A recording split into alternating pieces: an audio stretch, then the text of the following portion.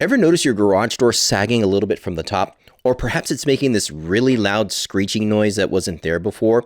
Well, you might think that that's normal wear and tear, especially if you have a smaller garage door. But what if I told you that there is a simple fix that most garage door professionals are overlooking? In this video, I'm going to reveal why every garage door, even those small 8 to 10 footers, should have a top garage door strut. And at the end of this video, we're going to show you the huge difference that it makes. Let's party. So we're at this property, and this place might look familiar because we have installed a number of garage doors in these apartment complexes. In fact, we did this row right here. We did these doors way back in the day.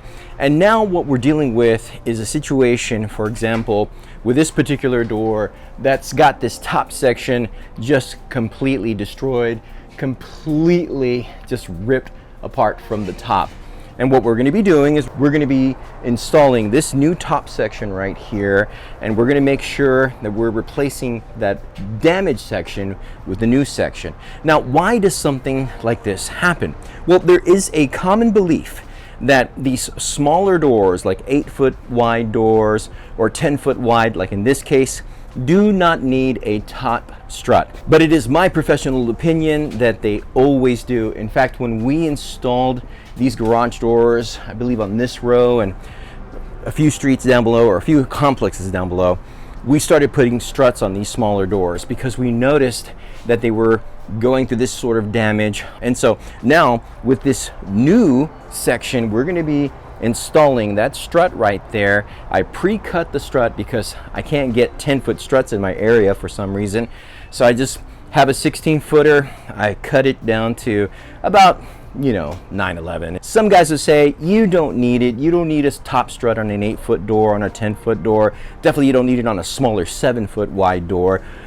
But I just don't think that that's the right mentality. I think if you really want that door to last longer, a top strut is always going to be better, and it's going to give that customer the longevity that they need to make sure that this door system is working safely.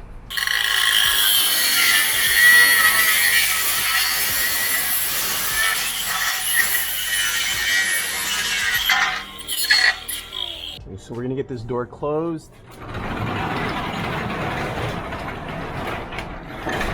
So one of the things I'm going to do is I'm going to apply this vice grip here to make sure that our door does not move up, because if we take off this top section, that's going to make this door a lot lighter due to the fact that it no longer has this weight, and it could shoot up if we're not careful. We'll take off that operator bracket. Okay, so from here what we're going to do is we're going to take off the screws, and I would start on this section. I wouldn't take off the top one.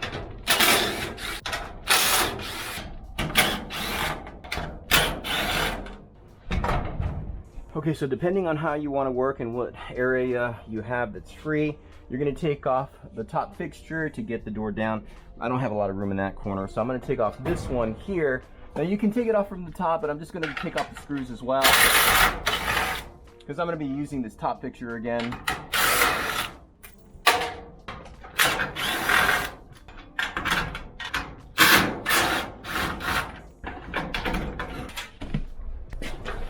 Go ahead and bring down this section without using the roller. Not a lot of room to work around this garage. You garage door guys can chime down below in the comments to let me know if you worked in tighter garage spaces. And like I said earlier, once we took off this top section, you can see the space there on the bottom. That basically means that the door is too light, wants to lift up, so that's why we put that vice grip, because without that top section, that weight changes and it'll want to move up due to the bad balance. Got a bad roller, so we're gonna have to change that.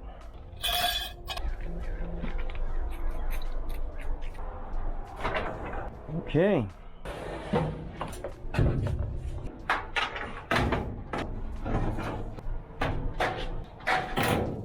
All right, so now we'll put on our new top section.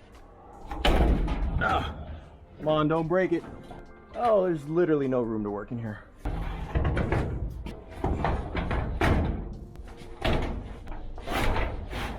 There we go, a little pro tip for you right there. Whenever you want to sustain a top section, you can put a screwdriver to make sure it doesn't come back on you. So make sure that the sections seal.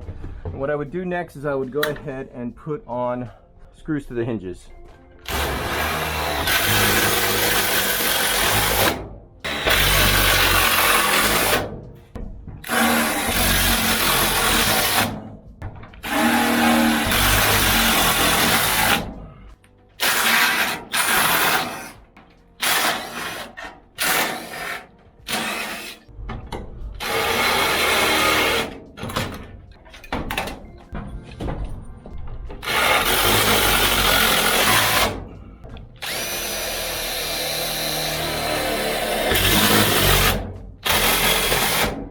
Okay, now at this point you can go ahead and take off your screwdriver there.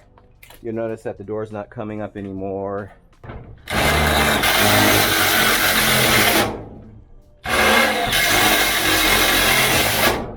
Now the pro tips that we're showing you are just a guide. I'm not trying to say this is the best way to do things, this is the only way to do things. This is just simply how we do it. And by doing it this way, it basically makes sure that we're working safe within the confinement of this garage, and of course making sure that we get the job done right.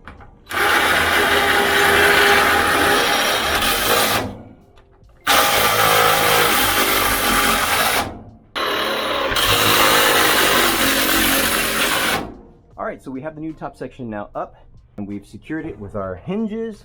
We put the top fixtures on.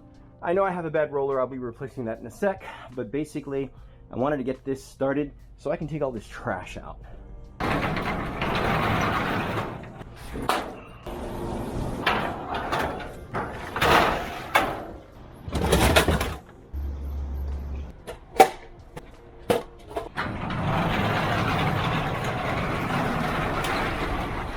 Really dark in here. See, those look like bad roller. Now here what we're going to do is we're going to apply the door strut, and I'm going to go ahead and put this up so that way we can securely put it on the top section. There's a number of ways to do this. This is just one way that we do it. Might help you. Good. Okay, so we have it up above there. Looks like we got space on that side.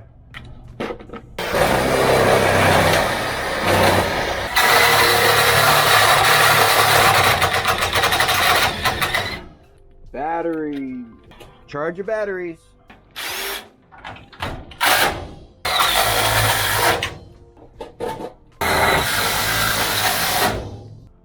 It's gonna be hard to get in that corner.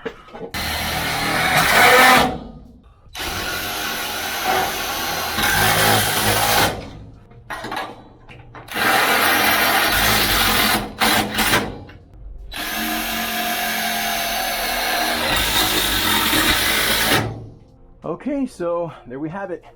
New top section, top strut. We put the operator bracket back on, change that roller.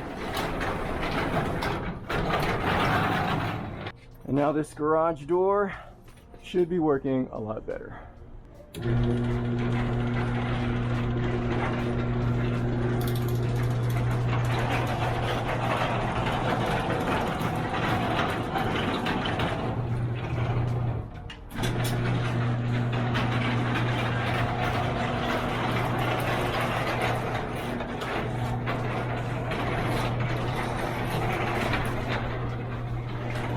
Now I realize that I might be in a very small camp of those garage door professionals that think smaller doors should have a top strut, and that's perfectly fine. I'm not sure whether that's a misconception or perhaps something within the industry that most garage door professionals just simply say, no, you don't need it on a smaller garage door, probably because of usage. Maybe you don't necessarily use the smaller door as the bigger door. Whatever the case may be, I would like to hear from the garage door community, especially you garage door professionals, if you do apply a top strut on a smaller door. Or have you found that when you didn't apply a top strut, did you find yourself having to go back out because the garage door was wearing or it was basically breaking from that top section and you decided to put one on in order to stabilize it, that would be a great feedback. It would provide a lot of great insight to the community. Now, I do have a number of videos on applying garage door struts to garage doors, so check out this video right here on how it was necessary to cut a garage door strut in order to apply it to a garage door system. As always, I want to thank y'all for partying with me. Y'all stay safe.